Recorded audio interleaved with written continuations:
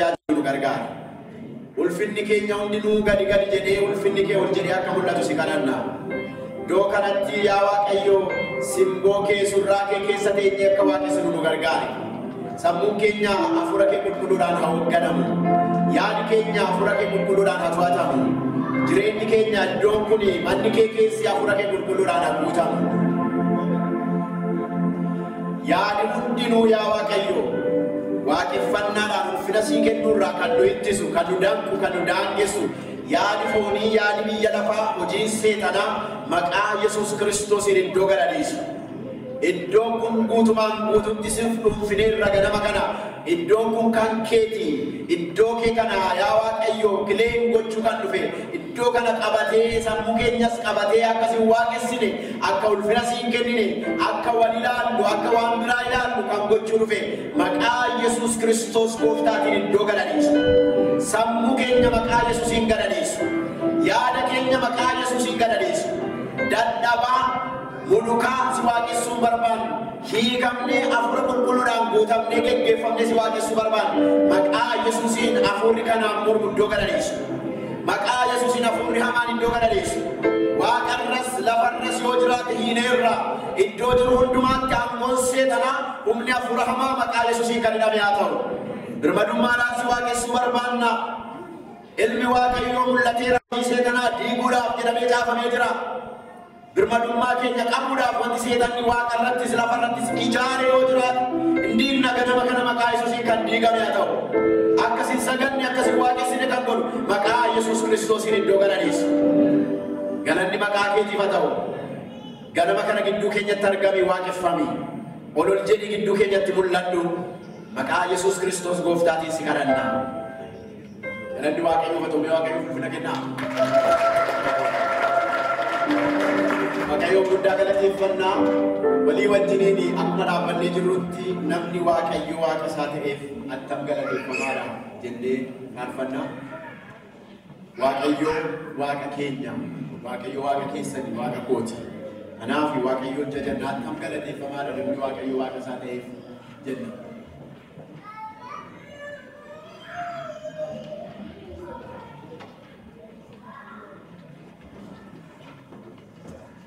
Fuula shantamarra jira. Fuula shantamarra dhiifamu.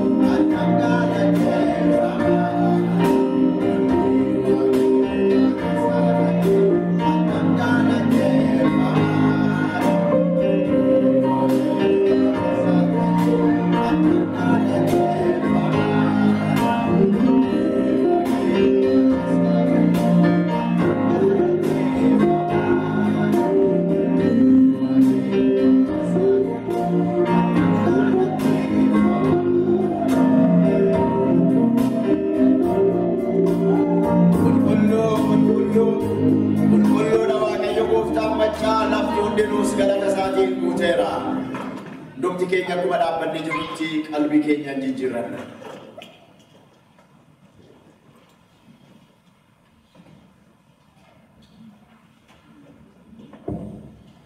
Waaqayyo Gooftaan isa qulqulluu mana qulqullummaa isaa keessa jira, teessoon isaas waaqarra. Garaa jabaadhaaf hafuura gaddeebi'aa kan qabanutti dhiyoodha. Warra gaddanii cubbuu isaanii isatti himataniif hin dhaga'aa, kadhata isaanii hin dhaggeeffata. Kanaafis kottaa amantiidhaan gara teessoo ayyaana isaatti dhiyaannee cubbuu keenya hin himanna. Dhumti keenya cubbuu keenya Waaqayyotti hin himanna.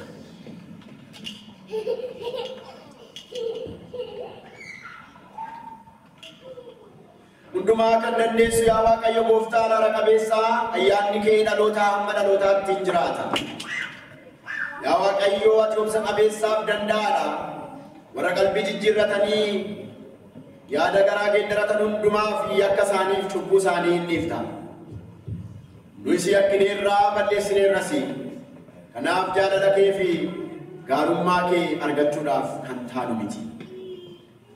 Egaa yaa Waaqayyo nu maari malee cubbuu keenya nutti hin lakkaa'in. Yaa Waaqayyo abbaa keenyaa isa qulqulluu maqaa keef jettee nu gargaari. Nu fayyisisi. Cubbuu keenya hundumaa nuuf dhiisi. Jireenya keenya si cubbuun keessa goote akka qajeelfannuuf. Gooftaa keenya Yesuus Kiristoosiin jireenya bara baraa akka argannuuf isa qulqulluu hafuura keenya nu geggeessi. Ameen.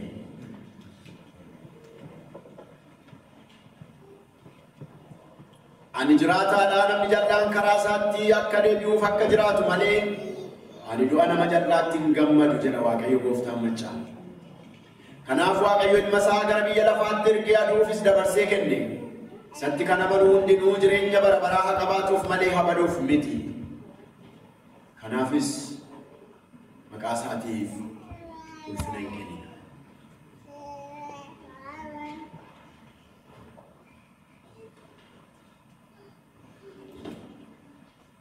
Cubbuu keenya Waaqayyotti yoo himanne inni amanamaadhaaf tolaa waan ta'eef cubbuu keenya nuuf dhiisaa, yakka keenya hundumaattis nu qulleessa. Kanaafis abboommii Gooftaa keenya Yesuus Kiristoosiin maqaa abbaatiif kan ilmaa kan hafuura qulqulluun sadan Waaqayyo tokkoon dhiifamuu cubbuu keessanii isinitti nan beeksisa.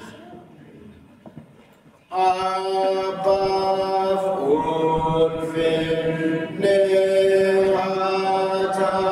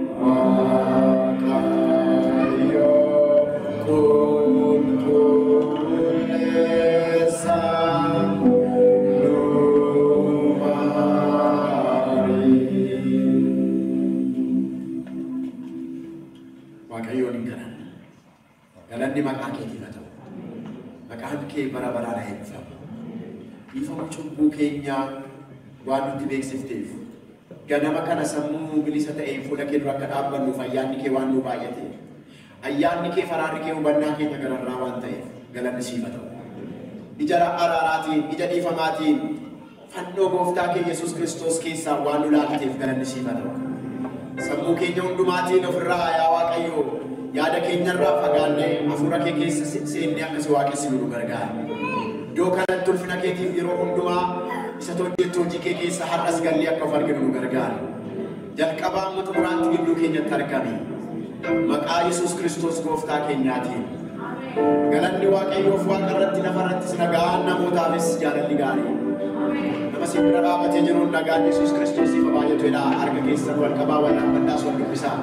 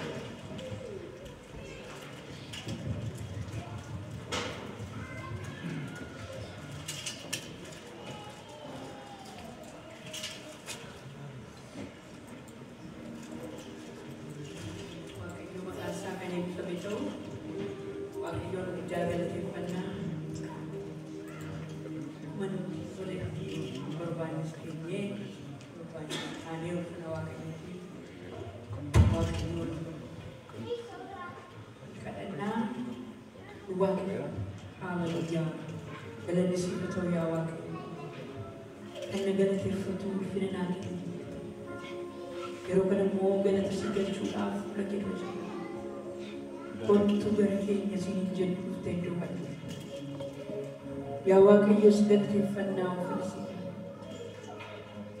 Dhufnee raga nama kana moo yaa waaqayyo galateeffachuudhaaf. Ulfina sii kennuudhaaf dhufnee ragoofta. Oloon si qabuudhaaf dhufnee ragooftaa keenya. Ganameeffadhee oobdii keetti bahee jedhee garbichi kee Daawit. Ganameeffannee dhufnee si galateeffachuudhaaf. Ganameeffannee dhufnee gooftaa waa'ee kee odeessuudhaaf. Ganameeffannee dhufnee gooftaa Elshaadaay ta'uu keessatti muudhaaf.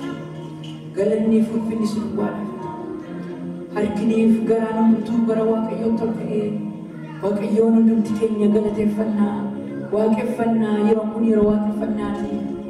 Yeroon kun yeroo nuti waaqayyoo keenya waaqeffannuudha. Galanni waaqayyoof haa ta'u. Ulfinni waaqayyoof haa ta'u. Maqaan kee eebbifamu waaqayyooni. Ulfina siif laanna waaqayyooni. Galatoomina waaqayyooni. Yaa waaqayyoo galanni siif haa ta'u. Yaa abbaa galanni siif haa ta'u. Mootii bara baraa galanni siif haa ta'u. Fannoo irratti jaalala guddaa nutti agarsiifte. Fannoo irratti yaa waaqayyoo jaalala guddaa isaan agarsiifte. Kanaaf galanni siif haa ta'u. Ulfinni siif haa ta'u. Maqaan kee eebbifamu. Rabagala diamasoo tara labadia morne. Irabagala diamasoo tira labagadia labosia.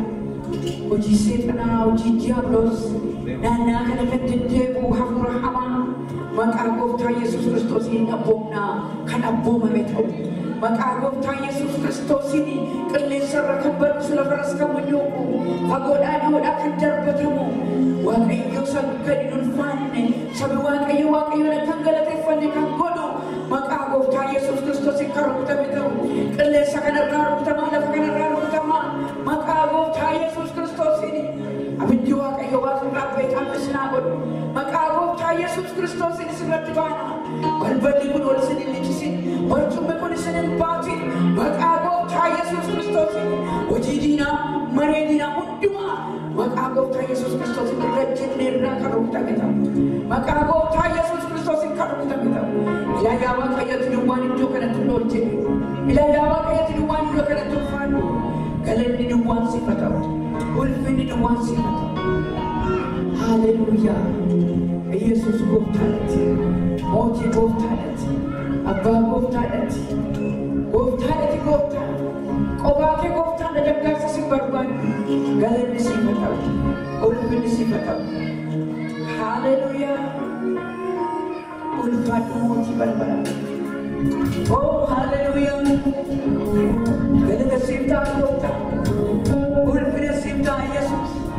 Amen, amen, amen, amen, amen.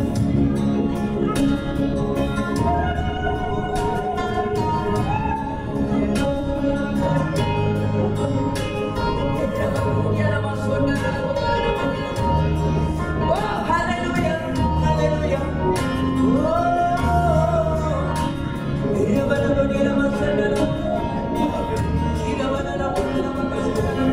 Wonderful music, yes.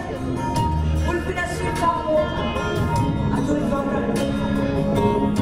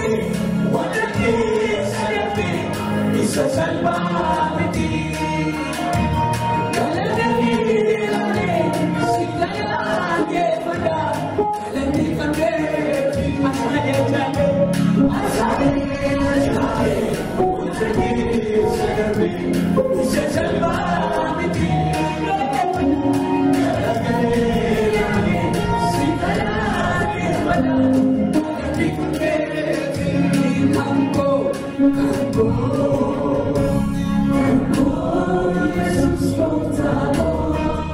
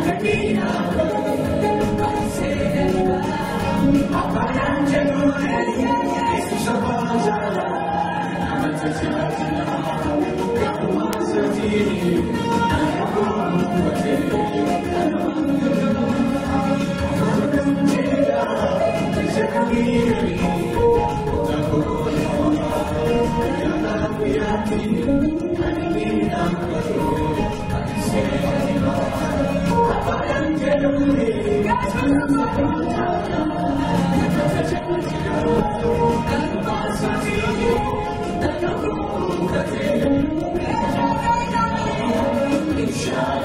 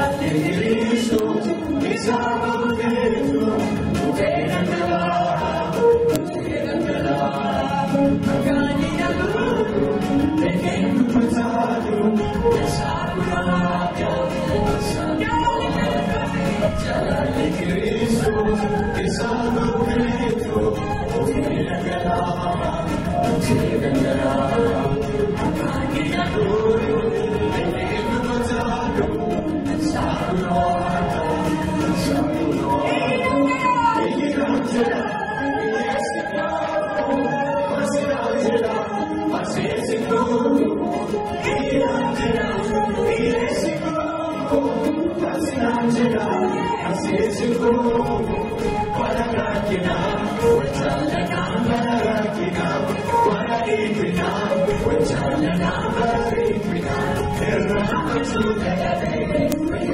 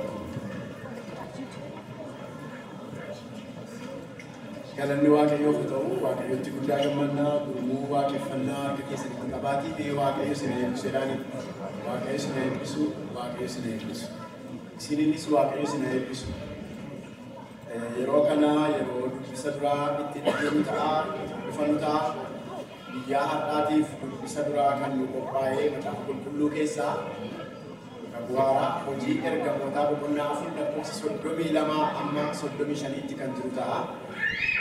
Lubi keenya lubi malkaamuu as ba'anii dubbisu.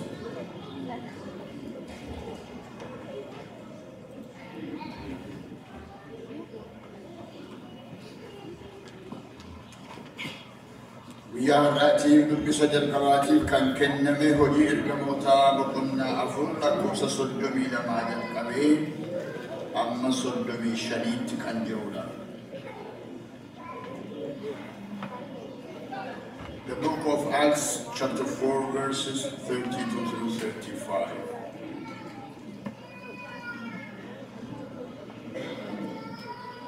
Namoonni amananii hundinuu warra garaa tokko yaada tokko turani.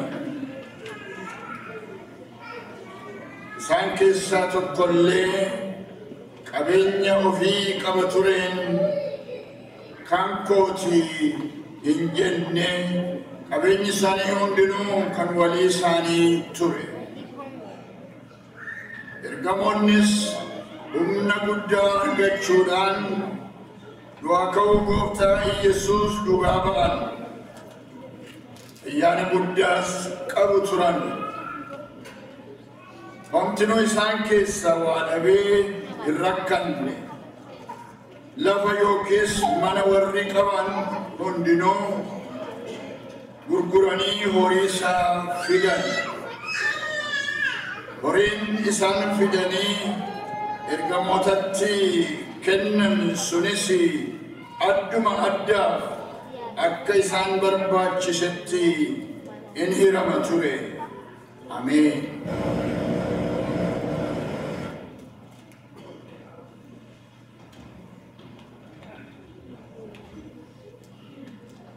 Luba Waaqayyo sinaa eebbisu.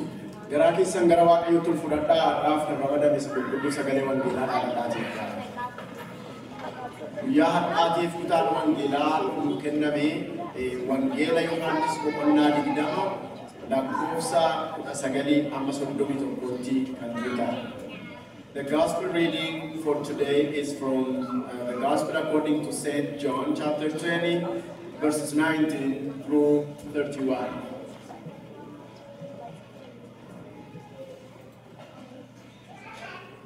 Guyyaa jalqaba torbaniitti gaafa sanbata guddaa sana galgala bartoonni Yihuudoota waan sodaataniif mana cufatanii taa'anii. Yommus Yesuus dhufee isaan gidduu dhaabatee nagaan isiniif haa ta'u isaaniin jedhe. Kana erga jedhee booddee harka isaa lamaanii fi cinaacha isaa isaanitti argisiisee bartoonnis goofticha arganii gammadan. Yesuus ammasitti deebi'ee nagaan isiniif haa ta'u isaaniin jedhe.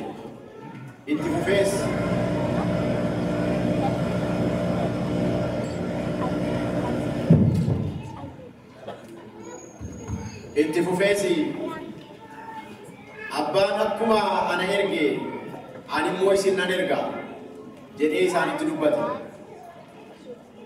Kana jecha hafuura isaanitti baafatee hafuura qulqulluu fudhadhaa.